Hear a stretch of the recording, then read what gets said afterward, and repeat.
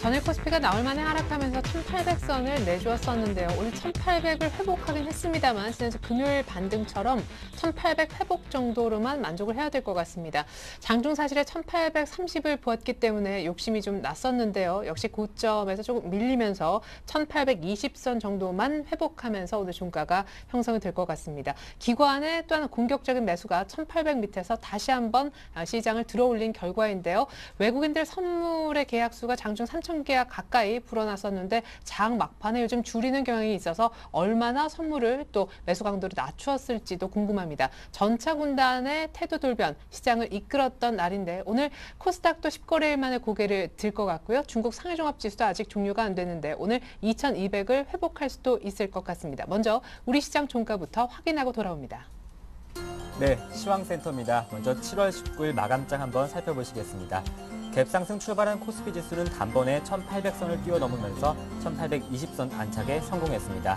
오늘 코스피 마감 지수는 전일 대비 1.51% 상승한 1822선입니다. 지수 외국인이 하루 만에 매수세로 돌아서면서 장 초반 주식을 사들이면서 출발했습니다. 현 선물 시장에서 외국인이 매수세와 또 기간의 3천억 원대 순매수가 지수 상승을 이끌었는데요. 프로그램도 차익 중심으로 4,200원대 매수 우위를 보였습니다.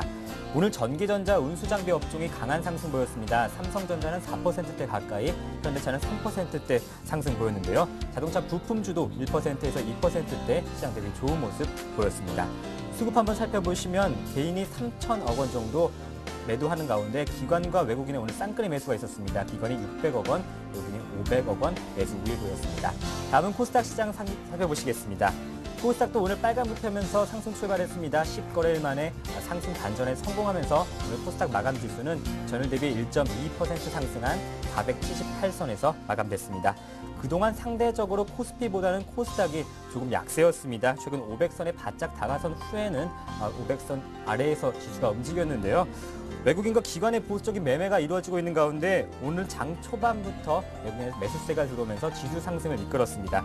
코스닥에서는 기관의 매물이 출회되었고 개인도 오늘은 매도하는 흐름 보였습니다. 개인이 160억 원 정도 매도 보였고 기관과 외국인이 순매수 보였습니다. 외국인은 153억 원 순매수 보였습니다.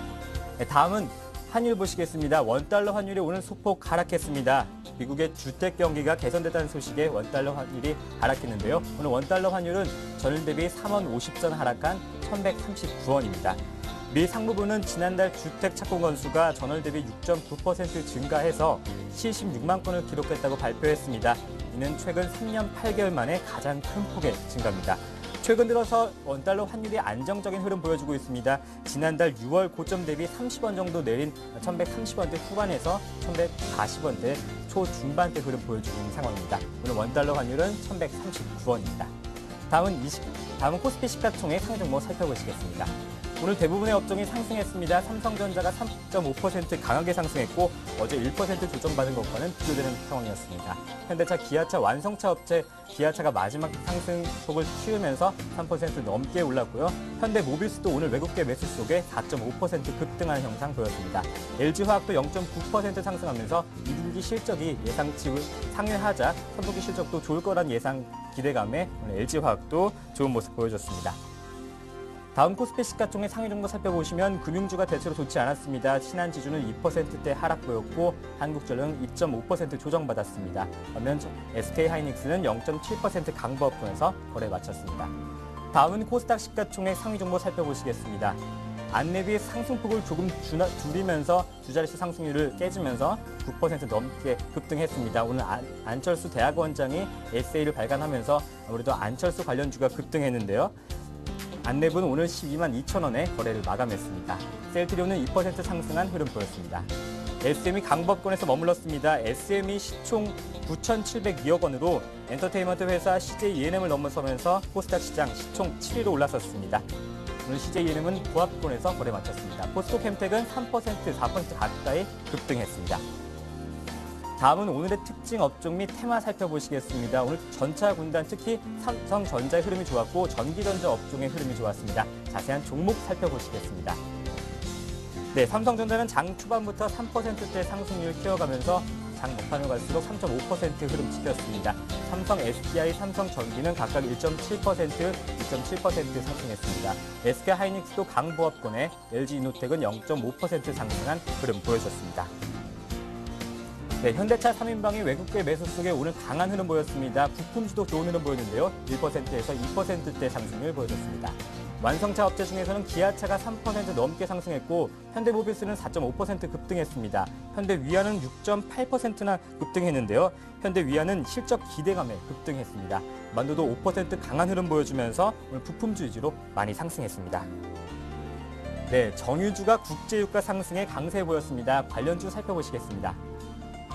네, SOE는 2% 넘게 상승했고 GS와 SK이노베이션은 각각 2.2%, 2.4% 상승했습니다. 최근 국제유가는 시리아 내전 등 중동 불안과 미국 원유 재고 감소로 6일째 상승하고 있는 흐름입니다. 네, 은행주들이 CD금리 담합조사 여파로 약세 보였습니다. 자세한 종목들 살펴보시겠습니다. 모든 업종이 1%에서 4% 하락한 가운데 우리금융은 4% 넘게 빠졌습니다. 공정거래위원회는 CD금리 담합과 관련해서 지난 17일 증권사들을 조사한 데 이어서 18일에는 은행권을 조사 확대했습니다. 대부분의 업종이 하락한 가운데 BS금융지주는 2%, KB금융은 1.4% 하락했습니다. 네, 오늘 안철수 관련주가 급등했었습니다. 아무래도 안철수 대학원장이 에세이집을 발간하면서 안철수 관련주가 급등했는데요. 아직은 대선 출마에 대한 여부는 확실히 밝히지 않고 있는 가운데 관련주들만 급등했습니다. 안내은 장 막판으로 갈수록 그 상승폭이 조금 둔화되면서 9% 급등 보였고 나머지 업종은 5%에서 상한가 기록하는 모습, 안철수 관련주 급등하는 모습 보여줬습니다. 네, 다음은 특징주 살펴보시겠습니다. 화려하게 데뷔했던 사람인 HR인데요. 사람인 HR이 일자리 정책 테마주로 관심을 받으면서 10% 급등했습니다. 상한가를 기록하기도 했지만 장 막판으로 갈수록 상한가가 풀리면서 14,250원에 거래됐습니다. 사람인은 대선 후보의 일자리 창출 강조에 시장에 관심을 받으면서 오늘 급등한 모습 보여줬습니다. NHN이 외국인의 매수세에 힘입어서 강세 보여줬습니다. 자세한 흐름 살펴보시겠습니다. 6% 가까이 급등하면서 오늘 모건 스탠리와 또 CS, GT그룹 등 외국계 창구를 통한 매수세가 활발했는데요. 네, 2분기 실적은 시장 예상을 소폭 하회하지만 견조한 성장은 지속할 것으로 보여지고 있습니다. 네, 대한항공이 2분기 영업이익이 흑자로 돌아섬에도 불구하고 오늘 강보합권에서 거래를 마쳤습니다. 자세한 흐름 살펴보시겠습니다. 오늘 강보합권에서 거래 마치면서 51,800원에 대한항공은 거래를 마쳤는데요. 대한항공은 지난 2분기에 매출 3조 2,716억 원, 영업이익 1,285억 원을 기록했다고 밝혔습니다. 하지만 지수는 강보합권에 머물고 말았습니다. 네, 마지막 종목 살펴보시겠습니다.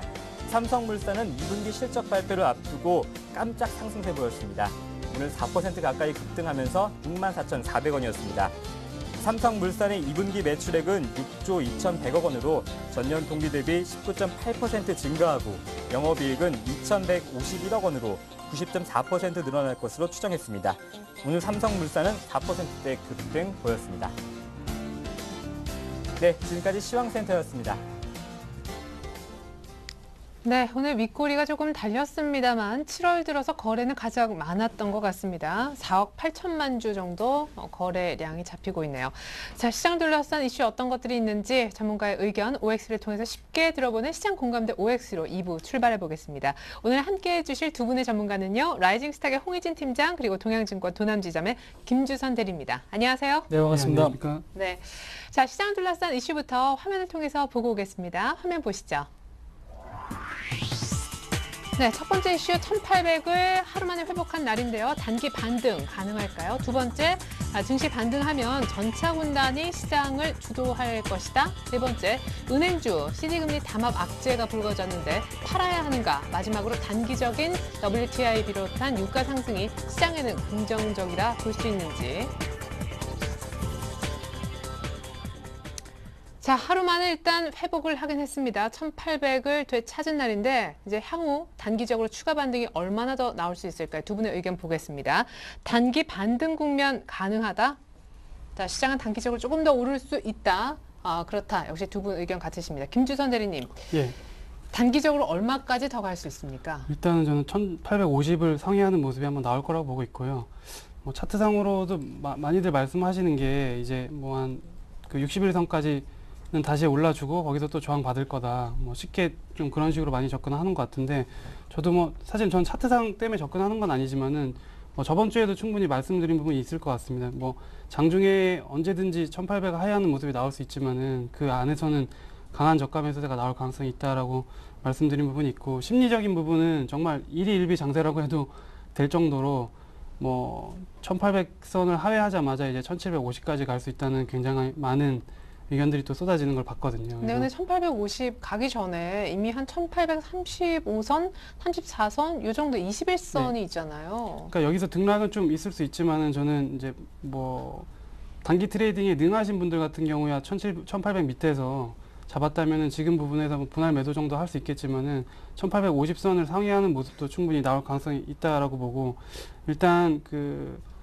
지금 어떻게 보면은 박스권 이렇게 하면서 정작 박스권 상단이나 하단 왔을 때는 의사결정하기가 힘들어지지 않습니까? 여러 가지 그럼요. 여러 가지 얘기들이 나오고 오히려 그 수많은 얘기들 때문에 더 의사결정이 어려워지는 부분이 있는데 그냥 저번 주에도 제가 단도직입적으로 일단 간단히 생각해서 1800 밑에서는 매수를 하는 쪽으로 좀 말씀드렸습니다. 그때 40포인트 급락할 때래 가지고 맞아요. 예, 심리적으로 좀 힘들 수 있지만은 뭐 이제 나온 상황 더 나올 게 뭐가 있겠느냐라는 좀 측면도 말씀을 드려서 그 앵커님께서는 좀 의문을 제기해 주시기도 하시고 그러셨었는데 네.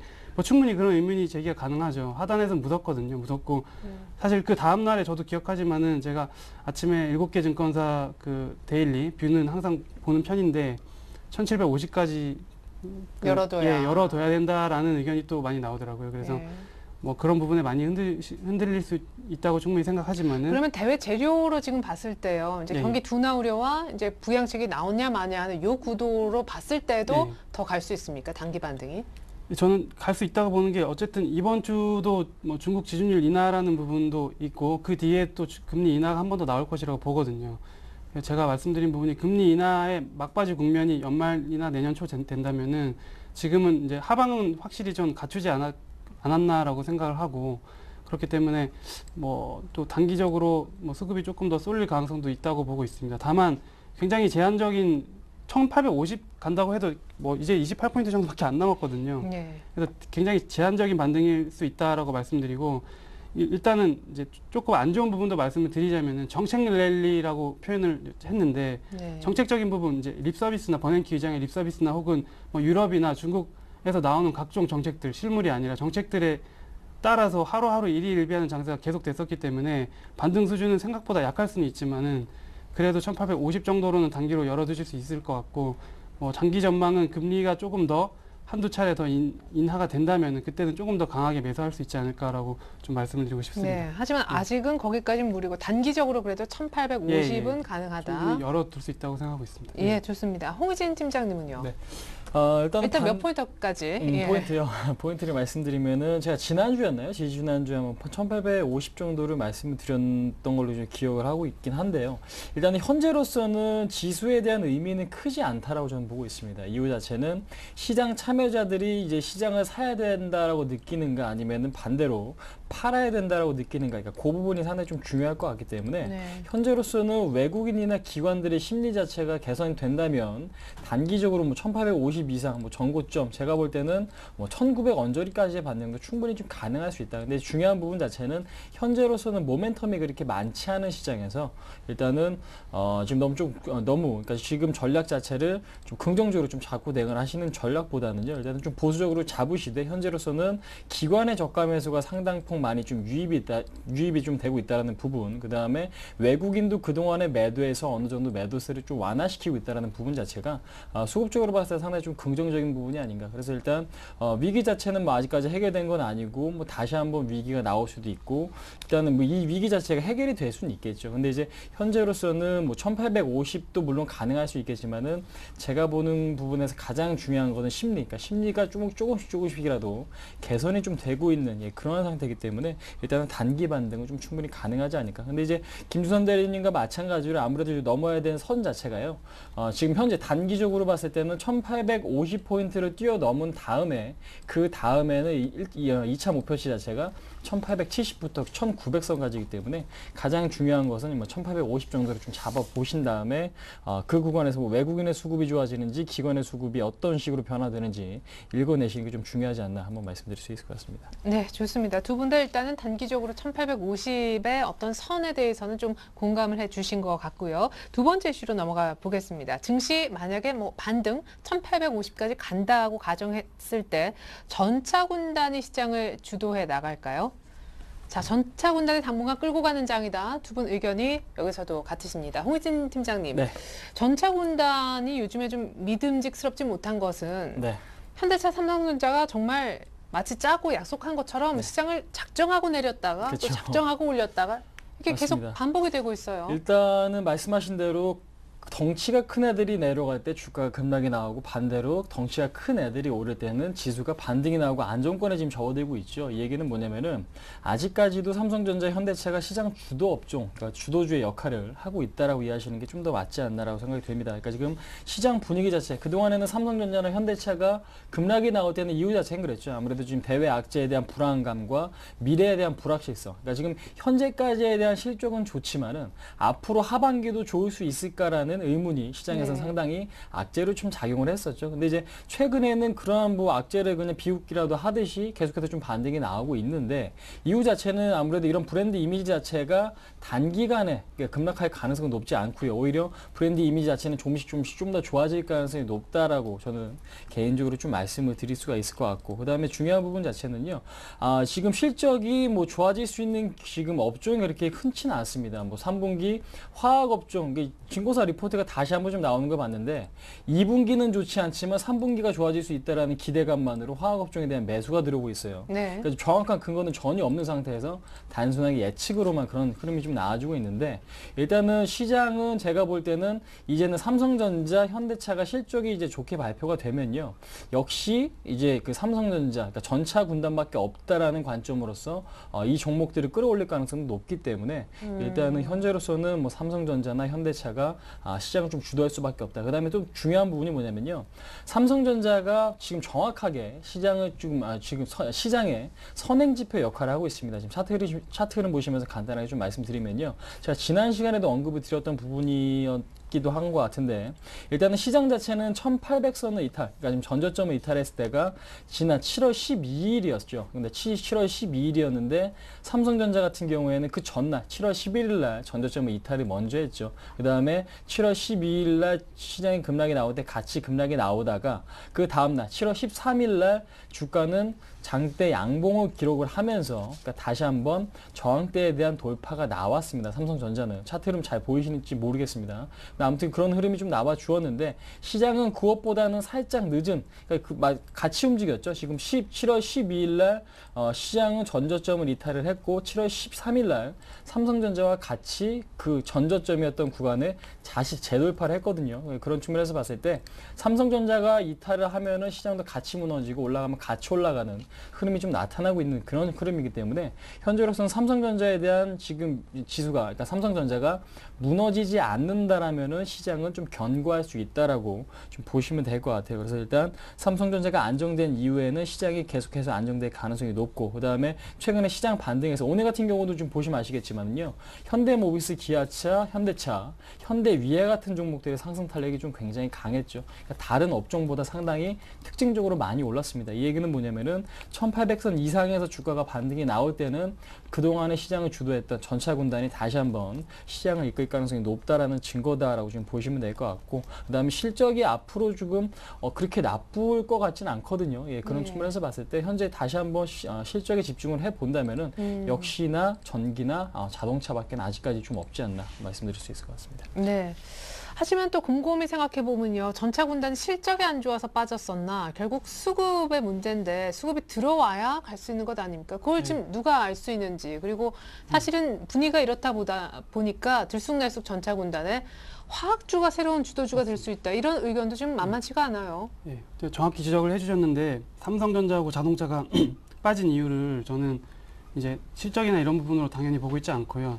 수급적인 부분 외에는 달리 설명할 수가 없는 상황입니다. 그래서 만약에 지금 이제 그 거래소에 거래가 없는 이유는 이제 시장 모멘텀 그 지금 이제 유럽이나 이런 쪽에서 경기 부양에 대한 부분하고 경기 둔화에 대한 부분이 이제 충돌되면서 어디에 무게추를 둬야 될지 모르기 때문에 거래가 없는 거 아닙니까? 근데 네. 만약에 지금 이제 금리 인하나 지준율 인하나 이런 부분이 시작됐습니다. 그래서 본격화된다 그러면은 경기 부양에 대한 쪽으로 그 무게추가 기울어진다 그러면은 거래소에 거래량이 돌 것이고, 그러면 시장은 조금 더 지금과 같은 비정상적인 부분에서 정상적으로 돌기 시작할 겁니다. 그러면 네. 더욱더 실적이 나오는 쪽으로 기울어질 수밖에 없고, 그러면은 다시 전자나 자동차 쪽으로 수급이 다시 턴할 것이다라고 보고 있기 때문에 저는 오를 들었고, 두 번째는 화학을 말씀하시는 분들이 계신데 네. 최근에 화학주로 수급이 쏠린 이유는 뭐 낙폭 과대나 여러 가지 이유가 있겠지만 가장 큰 거는 중국에 대한 모멘텀에 대한 기대감이거든요. 그렇기 때문에 이 기대감이 실적이 충족시켜 줘야 되지만은 누구도 기관에서 지금 뭐 사시는 분들도 말 들어보면 실적이 좋아서 산다기보다는 낙폭 과대하고 기대감 쪽에서 사는 거지. 다음 분기, 이번 분기도 지금 30% 정도 화학 쪽은 삭감돼서 나올 것 같고, 그 다음 분기도 사실은 보장할 수가 없습니다. 제가 LG화학 그 1분기 때 실적 발표할 때 LG화학 사장님이 하신 말씀 정확히 기억하는데, 그 기자가 물어봤어요. 그 다음 분기나 다다음 분기에 대해서 전망 어떻게 하고 있냐. 근데 그분이 되게 솔직하게 말씀해 주신 게, 중국에 가봤는데 사실 솔직히 아직까지 좀 힘들어 보인다라고 말씀하셨고, 되게 이례적인 사실 말입니다. 사장이 나와가지고 그런 식으로까지 얘기한다는 거는 좀 이례적인 말이기 때문에 네. 실적으로 보면은 자동차나 IT, 특히 삼성전자 쪽이 당연히 다시 턴할 수밖에 없기 때문에 시장이 이제 받쳐진다면은 주도하는 쪽은 전차군단이 될 것이라고 좀 보고 있기 때문에. 그러면 IT 차는 굉장히 좀 긴 관점에서 얘기하시는 것 같네요. 예, 근데 하이닉스는 조금 지금 어려운 부분이 있는 것 같고요. 삼성전자 같은 경우는 여전히 좀 믿음이 저는 있기 때문에 삼성전자 같은 경우는 충분히 시장을 지탱해주는 역할을 예전에 마치 한창 했던 것처럼 다시 해줄 가능성이 있고, 특히 자동차도 지금 뭐 파업이나 이런 부분 여러 가지가 엮여서 떨어진 부분이 있지만은 이 부분도 다시 정상적으로 돌지 않을까라고 생각하고 있습니다. 그럼 짧게도 길게도 IT 차는 다 됩니까? 뭐 트레이딩 관점에서 볼 때는 뭐 이게 지금 1800 지수로 오히려 말씀드릴게요. 1850 넘어가면은 일단은 좀 매도 그 스탠스를 취하고, 당분간은 1800 밑에서는 매수 스탠스를 취하면 될 것 같고요. 그럼 지금은 들어가도 되는 IT 차. 지금 오늘 기준으로 말씀드리기가 상당히 어려운 부분이 있는데, 저 같은 경우에는 뭐 오늘도 충분히 사볼 수 있는 국면이라고 보고 있습니다. 근데 수익 날 게 지금 많지 단기적으로는 크지는 않을 거라고 보고 있지만은 충분히 수익권에서 빠져나올 수는 있다고 저는 생각을 하고 있습니다. 네, IT 차지만 일단 시장 전체 그림을 고려해서 좀 짧게 수익만 보고 나오자라고 하셨습니다. 자, 세 번째 이슈로 넘어갑니다. 시간은 많지 않은데요. 은행주 CD금리 담합 악재가 불거졌죠. 팔아야 할까요? 자, 은행주 이제 던져야 된다. 팔아야 된다. 팔아야 된다. 두 분이 약간 보수적인 얘기인데 의견을 같이 해주셨습니다. 김주선 대리님, 만년 저평가 은행주에 대해서 저희가 어제도 얘기를 좀 나눠본 바 있고, 예. 그나마 좀 볼 것은 지역은행 정도밖에 없다. 규제 리스크에서 좀 덜하니까 이런 얘기도 있었는데, 결국엔 또 규제, 뭐 물론 좀 안 좋은 얘기, 비리가 좀 불거지긴 했습니다만. 일단 이 뉴스가 어제 터졌기 때문에 오늘 어떻게 해야 될지 고민하신 분들 굉장히 많을 것 같습니다. 특히 밑꼬리 달고 올라오는 부분도 나와서 아침에 파신 분들은 괜히 팔았다 싶기도 하고 그럴 근데 텐데. 연저점인 종목들이 많아요. 예. 그럼에도 불구하고 저는 일단 힌트를 그 하락폭은 제한적으로 나타나겠지만은 지속적으로 뉴스플로우가 좀 나올 거라고 보거든요. 이게 네. 지금 이제 화두가 던져졌고 4대 은행은 뭐 부정을 하고 있는 것 같고, 한쪽에서는 자진 신고했다는 얘기도 있는데 예. 뭐 여러 가지 있지만 뉴스플로우가 계속 나온다면은 일단은 강하게 매수해줄 세력이 있어 보이지는 않고요. 그러면 제가 이제 비슷한 사례가 있는데, 리버금리 조작 사건 최근에 있었지 않습니까? 네. 6월 말 정도인가요? 그래서 그 바클레이스 은행이 그것 때문에 주가가 많이 급락을 한 적이 있습니다. 그래서 제가 잠깐 차트를 보여드리면은 이 오른쪽에 이게 지금 바클레이스 은행 차트입니다. 지금 제가 시간이 없어서 띄워놨는데, 여기 보시면은 그 개파락을 하고 나서 다시 회복을 못하면서 되게 그 다음에 급락이 두 번째 계속 나타나지 않았지만 서서히 계속 떨어지는 모습이 나오고 있습니다. 그래서 네. 뭐 지금 힌트를 이제 리버 조작이 굉장히 유사한 부분이 많기 때문에 힌트를 이쪽에서 찾았는데, 물론 우리나라는 굉장히 손방망이 처벌을 많이 하지 않습니까? 그래서 네. 그 이쪽에서 뭐 강력하게 과징금이 나와서 뭐 큰 임팩트를 줄 거라고 생각하진 않지만은, 일단은 여기서 오래 걸리거나 혹은 서서히 더 빠질 가능성이 있기 때문에 저는 오늘 그 단기 이슈가 나왔을 때는 일단은 그 마이너스가 손실이 어떻든 간에 일단은 좀 그 매도를 하시고 나서 좀 다시 한번 생각해 보시는 부분이 좀 필요하실 것 같습니다. 예. 예, 좋습니다. 일단은 재매수 하더라도 매도를 하자, 은행주에 대한 의견. 비슷한 생각이세요? 맞습니다. 일단은 심리가 좋지 않고요. 일단은 그 부분이 가장 첫 번째 이유고, 그다음에 지금 조사가 진행 중이잖아요. 현실화가 돼서 어떠한 지금 벌금, 과징금 얘기가 나오면은 그 과징금으로 인한 추가 하락 가능성도 상당히 좀 높지 않나. 그러니까 지금 이번에 지금 리보 금리 조작에서는 벌금 220억 달러였나요? 네. 엄청나게 많은 금액이 과징금으로 물려졌습니다. 그러니까 우리나라도 이례적으로 이번에 지금 법원에서 만약에 엄청나게 많은 금액을 좀 때려 버린다면 그 부분이 상당히 좀 악재로 좀 작용할 수가 있을 것 같아요. 그래서 일단은 현재로서는 좋은 내용은 아니기 때문에 굳이 근데 여기서 만약에 EU 재무장관 회담이 이제 이번 주 후반에 이렇게 열리고 하면은 네. 또 유럽 쪽 얘기가 또 좋게 들어가면 심리적으로 금융주가 좀 오르는 경향이 있잖아요. 연저점도 찍었겠다. 그렇죠. 일단은 근데 과거 얼마 전까지만 해도 뭐 EU 정상회담이나 그다음에 최근에 주가 흐름에도 뭐 금융주가 이렇게 썩 좋게 흘러오진 않았죠. 예. 예, 그렇기 때문에 그러한 그러니까 단기적인 이슈에 의해서 긍정적으로 보고 접근하시는 건 제가 볼 때 좀 아닌 것 같아요. 그래서 네. 일단 현재로서는 뭐 기업 펀더멘탈에 대한 문제가 그렇게 크진 않겠지만은 투자 심리 위축과 그다음에 지금 과징금이 어떤 형식으로 나올지 모른다라는 불안감. 그러니까 지금 현실화된 건 아니지만은 만약에 나쁜 쪽으로 갔을 때 문제를 조금 더 심각하게 받아들이시는 게 현재로서는 맞는 전략이 좀 될 수 있지 않나 한번 말씀드릴 수 있을 것 같습니다. 네, 두 분 다 은행주 일단은 좀 자르고 보자 매도 사인에 공감을 표해 주셨습니다. 마지막 이슈 넘어갑니다. 단기적 유가 상승이 주식시장에는 긍정적이다. 자, 최근에 유가 오르는 거 주식시장은 반갑다. 그렇지 않다라고 하셨는데요. 자, 뭐 김주선 대리 의견이 더 궁금하지만 일단은 홍희진 팀장님 의견부터 좀 네네. 들어보겠습니다. 자, 일단은 유가와 주가의 방향은 일치를 합니다. 근데 이제 일치를 하는데, 그러니까 경기가 막 굉장히 지금 화랑세에 있다가 인플레이션이 상당히 부각이 되면은 주가가 그때부터 못 가고 다시 한번 꺾이죠. 네. 그렇기 때문에 어느 정도까지는 유가와 지수 자체가 동행을 하지만은, 그러니까 변동폭이 굉장히 좀 커지는 시점, 그러니까 그 구간에서는 좀 다르게 움직이는 구간도 좀 발생을 하죠. 그러니까 최근에 얼마까지만 해도 일단은 지금 차트 흐름 보시면서 간단하게 좀 말씀드리면요. WTI 기준으로 좀 말씀드릴게요. WTI 같은 경우 지금 보시면은 지금 4월 중순에 105달러 정도를 좀 기록을 했습니다. 105달러 정도. 차트가 좀 아마 잘 안 보이실 것 같은데 105달러 정도 좀 기록을 했던 WTI 지금 원유가가 지금 현재 4월달 급락이 나오면서 80달러 아래까지 떨어졌었죠. 6월 네. 말까지. 근데 네. 이제 그 흐름과 다우지수 차트 흐름과 같이 지금 놓고 보시면은 상당히 좀 이해가 좀 빠르실 거예요. 그러니까 지금 4월달 유가가 지금 고점을 찍고 나서 주가가 흘러내릴 때 이 구간이겠죠.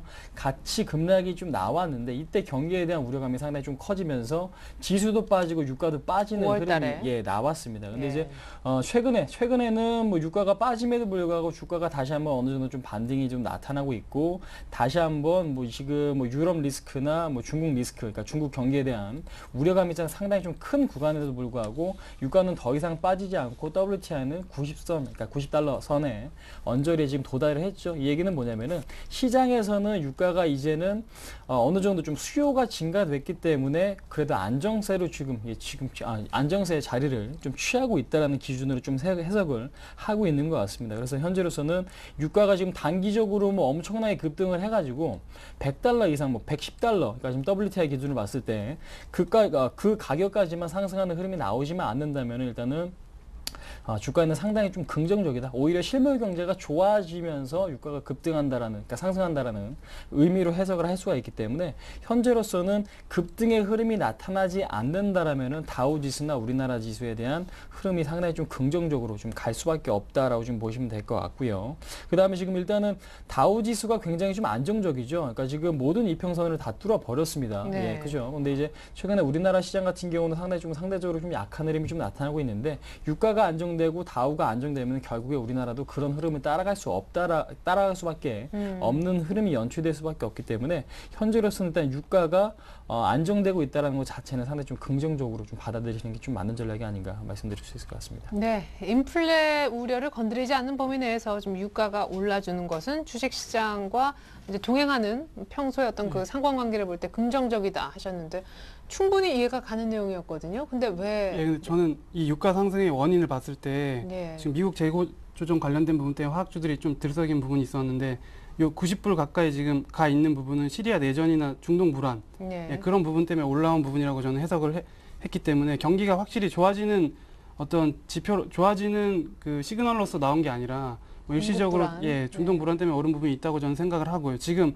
경기 부양에 우리가 기대고 있습니다. 주식시장은 경기 부양 책들에 기대고 있는데 이 경기 부양 책들이 지금 이렇게 생각보다 금리 인하나 이런 게 파격적으로 나올 수 있는 부분은 디플레이션 얘기가 많이 나오지 않습니까? 뭐 최근 기사에 뭐 디공포 이래서 뭐 다 자산 가격이 떨어지고 네. 뭐 하기 때문에 이제 그런 건데 경기 부양 책이 인플레이션이 안 나오기 때문에 지금 생각보다 빨리 카드를 쓸 수가 있는 거거든요. 근데 네. 만약에 이런 식으로 유가가 계속 뭐 90불, 100불까지 혹시나 간다면은 뭐 그러긴 힘들겠지만 90불 중반까지도 보는 사람들이 있는데 올라간다면은 지금 이제 경기 부양 드라이브를 걸고 있는데 좀 부담을 줄 수가 있거든요. 그러니까 네. 주식시장에는 저는 일단 좋은 일이 없다고 생각을 하고 자연스럽게 다른 뭐 제조업 지표나 뭐 PMI나 ISM 이런 게 같이 올라오면서 예. 돼야 되는데 지금 유가만 중동 불안 때문에 올라온다면은 그럼 이게 앞으로 우리가 기대하고 있는 경기 부양책들이 더 이제 카드를 쓰기가 힘들어질 수 있습니다. 그럼 주식시장에는 좋을 게 없거든요. 그래서 그럼 완만하게 올라와줘야 예. 된다. 완만하게 올라줘야 됩니다. 예, 그렇기 알겠습니다. 때문에 저는 지금의 상승은 조금 긍정적이지는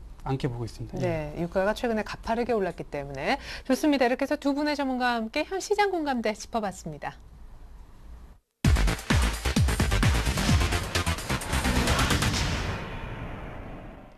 네, 내일장은 어떻게 될까요? 내일장 해결의 키. 먼저 홍혜진 팀장님의 의견 들어보고 싶은데 이렇게 1,800을 일단 회복시켜 놓고 네. 지난주 금요일날 이제 그랬었고 이번 주 월요일날 어떻게 됐었죠?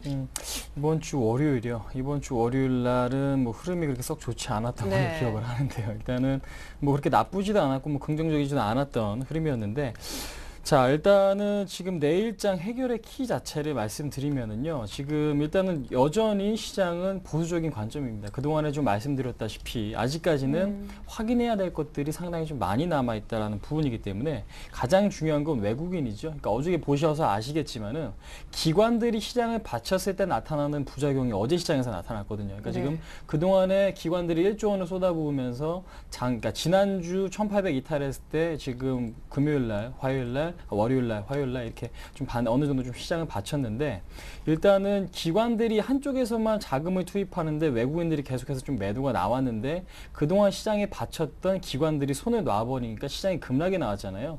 예, 그런 측면에서 봤을 때 역시나 지금 가장 중요한 것은 외국인 수급이다라고 좀 보시면 될 것 같아요. 그래서 일단 외국인들의 현선물 매수가 좀 지속이 되는지 제가 오늘 장 초반에 외국인들이 매수폭이 좀 늘려가기 때문에 상당히 이제 긍정적으로 좀 바뀌는구나. 외국인들이 이제는 좀 매수에 좀 들어오나 싶었는데 참 네. 막판에 그런 것들이 조금 줄어들었어요. 그러니까 좀 네. 기대감은 상당히 좀 컸지만은 기대했던 수치보다는 상당히 좀 미미했다. 근데 이제 외국인들이 오랜만에 매수 전환됐다라는 부분과 그다음에 선물 매수 계약도 2,000 계약 이상 좀 유입이 되고 있다라는 부분 자체는 상당히 좀 긍정적인 것 같습니다. 그래서 일단 내일 시장도 외국인이 계속해서 매수 기조, 선물에서 현물에서 매수 기조가 나온다라면은 시장은 다시 한번 긍정적인 방향 쪽으로 흘러갈 가능성이 높고요. 근데 이제 시장이 추세적으로 지속되기 위해서는 현재로서는 기관과 외인이 같이 이끌어야 추세 상승은 좀 가능할 수 있다는 부분 좀 이해를 하실 필요가 있을 것 내일 같고요. 또 외국인 사는데 기관에 팔면 소용이 없군요. 그렇죠. 일단은 한쪽에서는 사주고 한쪽에서 팔아버린다면 제자리가 될 수 있겠죠. 예, 그런 측면에서 봤을 때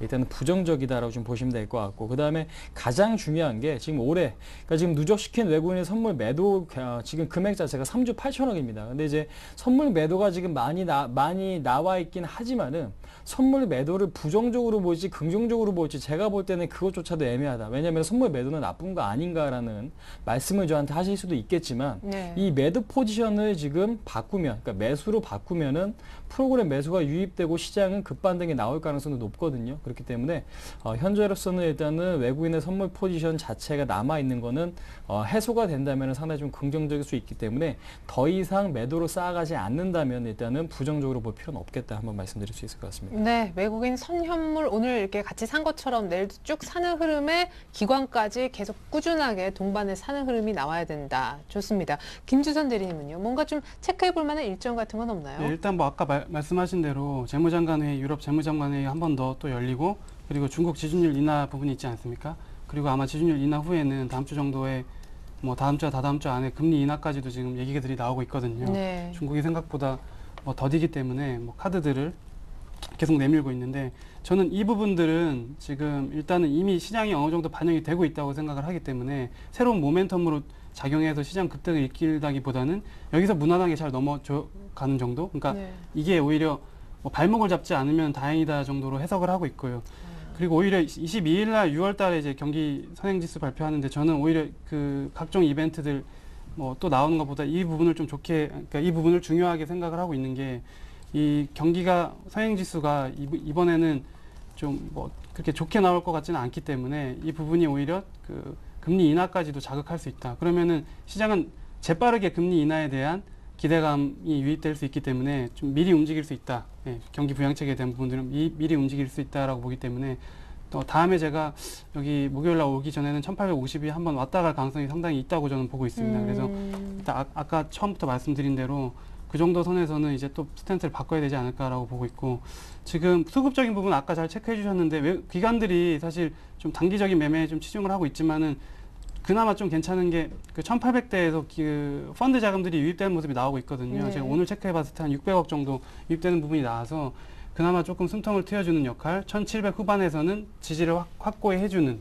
그런 부분이 나타나고 있기 때문에 만약에 한 번에 박스권 상단으로 돌파하지 못하더라도 밑에서는 좀 주식을 다시 이제 매수해 볼 수 있기 때문에 그 변동성 가운데서는 뭐 움직이기 싫다 그러면은 상단 하단 설정해 놓으시고 거기서 매매를 좀 하실 수 있지 않을까라고 보고 있습니다. 네, 지금부터 한 일주일 안에는 1850을 볼 수도 있겠다라는 긍정적인 전망도 들어봤습니다.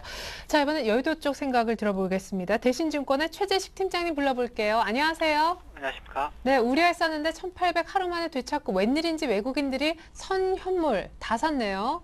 네, 오랜만에 이제 그 외국인들이 장중 기준에서 또 마감까지 이제 양호하게 뭐 현물도 사고 선물도 샀습니다도 다만 뭐 현물의 규모 자체는 상당히 크지는 않은 거 봐지고요. 뭐 프로그램 들어온 거 봐서는 뭐 외국인들의 현물 매수 부분은 좀 오히려 매도 쪽이 아닌가, 장중에는 매도였지 않나 싶습니다. 전체적으로 뭐 그 낮은 기업 실적에 대한 기대치가 좀 호재로 좀 작용을 하고 있고요.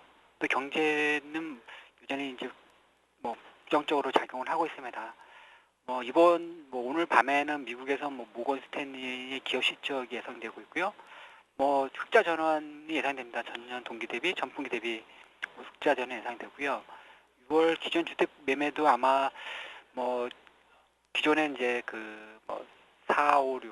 3, 4, 5 정도의 이제 그 미결 주택 매매 동향의 선행 지표를 고려한다면 6월 기존 주택 매매는 증가할 가능성이 있지 않나 싶습니다. 그래서 미국의 긍정적인 이슈는 주초에 얘기했듯이 계속 유효한 것 같고요. 그런 부분이 시장에 좀 영향을 주는 것 같습니다. 그래서 오늘 마감으로는 추가 상승의 여지가 약간 열어놓을 필요가 있지 않나 싶고요.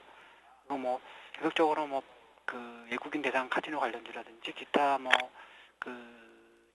IT 납폭과대주, 일부 납폭과대주들이 약간 이제 단기적으로는 약간 움직일 수 있지 않나 싶습니다.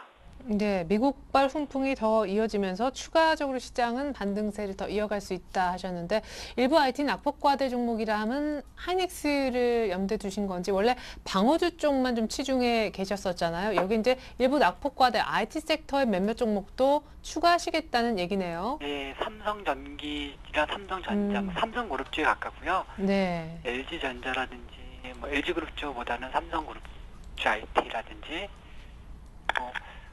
SK하이닉스는 그냥 디램 쪽 경기 부는 결국 디램 가격 하나 압력에 영향 주고 실적에 영향 줄 부분이 있어서 그 반도체라면 SK하이닉스보다는 삼성전자 이런 쪽에 더 주목을 보고 그룹주 IT라도 LG IT보다는 삼성그룹주 IT 이런 쪽으로 보고 있습니다.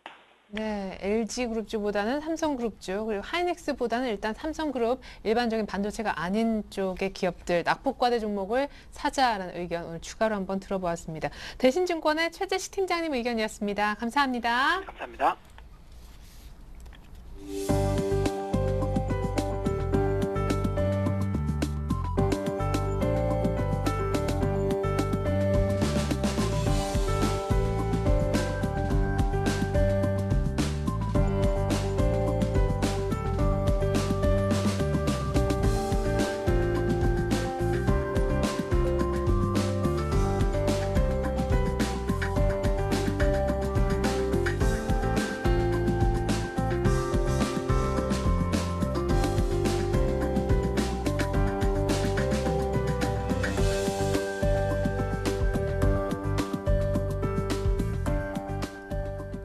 네, 실적이 좋아서 많이 오른 종목도 있지만 실적이 좋아서 또 차익 매물이 많이 나왔던 종목도 오늘 있었던 것 같습니다. 자, 계속해서 수익률 펀치 시간 이어가 보겠습니다. 지난주 두 분이 한 종목씩 갖고 나오셨었는데 일주일 지났습니다. 수익률 누가 더 높을까요? 자, 홍희진 팀장님의 상보대 김주선 대리님의 다우 기술 결과 보여주시죠. 네, 자 일단 수익 목표가를 짧게지만 또 찍었습니다. 오늘 종가상 좀 집계를 한 것 같은데, 그죠? 네. 사실은 수치가 더 높을 수도 있을 것 같아요. 김수선 대리님 짧지만 목표가를 한번 찍었어요. 다우기술. 예, 뭐 어차피 트레이딩 관점에서 말씀드렸고 대형주에 대한 부분은 계속적으로 말씀드려서 제가 사실 똑같은 거 계속 말씀드리기 그래서 이제 트레이딩 쪽으로 좀 작은 종목들이라도 뭐 밑에서 받쳐놓으면은 목표가 도달할 수 있는 종목들 위주로 몇 주 정도는 말씀드리려고 하고 있는데 다행히 지금 14,000원에 한번 찍었던 것 같고요. 다우기술이 그 테마에 편승돼서 그때 급등하자마자 제가 그 다음 날에 말씀드렸지 않습니까? 클라우딩 컴퓨팅 예, 테마. 근데 클라우딩 컴퓨팅 테마뿐만 아니라 이 회사는 저는 장기적으로 성장성이 굉장히 있는 회사라고 보기 때문에 뭐 지금 이 어떤 그 5일선에서 지지되고 있는 부분이 쉽게 이렇게 뚫릴 거라고 보지는 않고 있기 때문에 한번 상한가가 테마 때문에 거래량 터지면서 올라왔지만은 이 주식이 한 단계 또 레벨업 된 계기가 좀 되어주지 않았나라고 보기 때문에 네. 이 주식 만약에 트레이딩 관점에서는 계속 13,000대 초반에서는 지지가 일어날 가능성이 있습니다. 그래서 뭐 조금 큰 자금을 이렇게 하기는 좀 부담스러우실 거예요. 그렇지만은 충분히 작은 자금을 가지고 뭐 트레이딩 쪽으로 해보고 싶다 하시는 분들은 13,000~14,000원대에서 그 당분간 거기서 좀 맴돌 가능성이 있습니다. 예. 네, 샀다 팔았다는 계속 가능하다. 가능할 것 같습니다. 네, 좋습니다. 상보 얘기를 좀 들어보고 싶은데 이게 원래 시장 대비 강한 종목이다 이런 설명이 그렇습니다. 생생합니다. 일단은 뭐 잘 믿어주신 분, 시청자분께 먼저 죄송하다는 말씀 좀 드려야 될 것 같은데 일단 상보 뭐 기업 가치에 대한 문제는 전혀 없습니다. 근데 이제 문제 자체는요, 일주일 동안 지금 LG 디스플레이 흐름이 갑자기 좀 안 좋아졌죠. 그러니까 네. 그렇기 때문에 디스플레이 관련 부품주들이 흐름이 같이 안 좋아지는 흐름이 나타났습니다. 그러니까 아바코라든지 그다음에 LMS, 그다음 미래나노텍 그러니까 이런 종목들의 흐름이 상당히 좀 부정적으로 흘러갔고 상보 역시 마찬가지로 이게 안 좋게 좀 흘러갔지만은요. 일단 오늘 밑거리가 지금 망치형 캔들이 좀 나온 부분은 상당히 좀 긍정적이다라고 좀 보시면 될 것 같고 지금 갖고 계신 분들, 그러니까 제가 지금 게임에는 비록 졌지만은 되고 계신 분들은 조금 더 길게 투자하는 마인드로 좀 접근하시면 충분히 실적이 우량한 종목이기 때문에 일단은 좀 좋은 수익을 낼 수 있는 종목이 아닌가라고 생각을 하고 있습니다. 그래서 일단 단기적으로는 수급 악화에 대한 어느 정도 좀 바닥 다지가 조금 더 필요하기 때문에요. 일단 전체적인 큰 틀로 봤을 때는 중장기적으로 봤을 때 11,000원에 대한 지지가 강하게 좀 나온다면, 그러니까 강하게 나온다면 주가는 15,000원까지 돌파 시도는 한 번은 충분히 좀 나올 수 있다라는 거 한번 말씀드려보도록 하겠습니다. 그러니까 시장과는 다르게 움직인다고 너무 속상해하지 마시고요. 탄력이 좋은 종목이기 때문에 지지가 얼마나 좀 잘 되는가 그 부분만 좀 잘 챙겨서 보시는 게 좀 좋을 것 같다 말씀드릴 수 있을 것 같습니다. 네, 좋습니다. 이렇게 해서 상보 AS까지 들어봤습니다. 자, 지난주를 잊고 새로운 한 주를 맞게 됐습니다. 두 분의 오늘 새로운 펀치 종목만 먼저 확인해 볼게요. 자, 한솔 테크니스를 김주선 대리님은 다우기술에 이어서 갖고 나오셨고요. 홍희진 팀장님은 현대모비스를 갑자기 큰 종목으로 확 뛰셨습니다. 자, 홍희진 팀장님이 현대모비스를 들고 오신 이유 들어보고 싶은데 기관의 7일 연속 샀고 최근에 부품주가 좋아요. 그렇습니다. 일단은 가장 중요한 게 시장이 가면은 대형주가 가죠. 그 안에서도 일단은 뭐 현대모비스 대장 역할을 하고 있는 것 같습니다. 그러니까 지금 자동차 제가 아까 IT를 말씀드렸죠. IT는 뭐 다 같은 IT가 아니고 삼성전자로 좀 압축을 해드린다라고 좀 말씀드릴 텐데 일단은 지금 외국인들의 기조가 조금씩 바뀌고 있다는 것 자체에 좀 주목을 할 필요가 있을 것 같고요. 그다음 버냉키 쪽에서 지금 뭐 특별한 지금 이야기가 나오지 않았음에도 불구하고 뉴욕 시장에 지금 급반등이 좀 나오고 있다는 부분. 그러니까 지금 더 이상은 뭐 지금 미국이나 중국이나 유럽에 대해서는 당분간 조금 너무 크게 민감하게 반응 안 할 가능성이 좀 높지 않나라는 생각을 하고 있습니다. 그다음에 지금 오늘 국내 기관 자금이 상당히 좀 많이 움직였어요. 그러니까 지금 매도가 1조 2천억, 그다음에 매수가 1조 5천억, 엄청나게 거래 대금 자체가 좀 증가를 했기 때문에 기관의 자금 여력이 지금 커지고 있는 시점에서 상당히 좀 주목을 해보자라는 거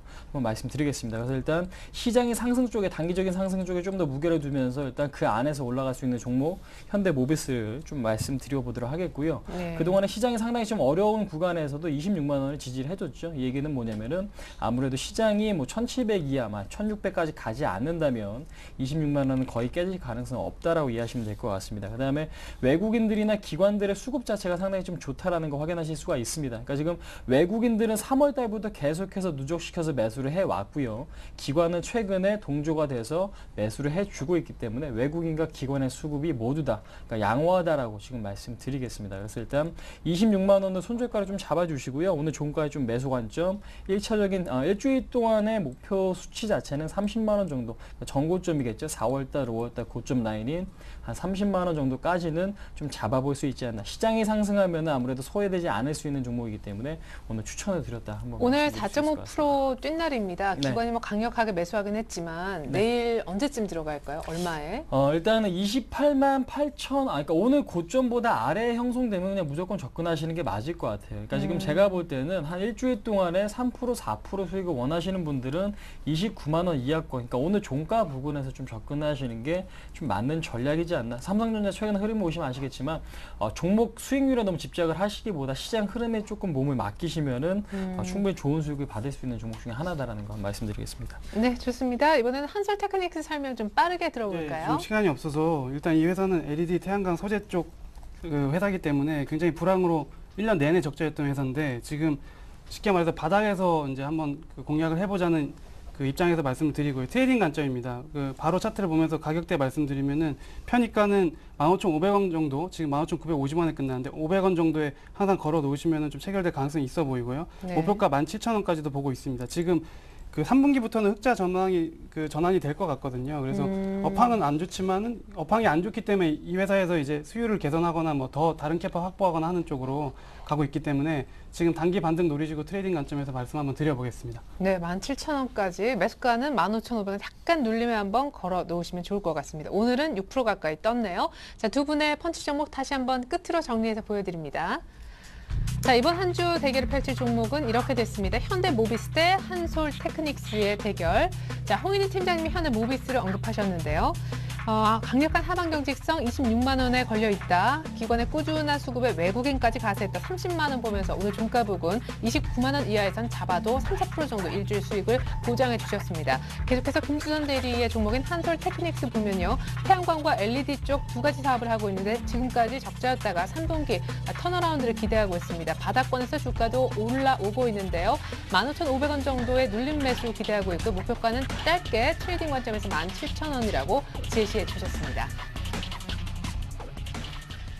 네, 두 분의 수익률 대결 결과는 일주일 후에 공개됩니다. 두 분 오늘 도움 말씀 감사합니다. 고맙습니다. 네, 이상으로 오늘 장 내일장 2부 마치겠습니다. 저도 내일 다시 올게요. 고맙습니다.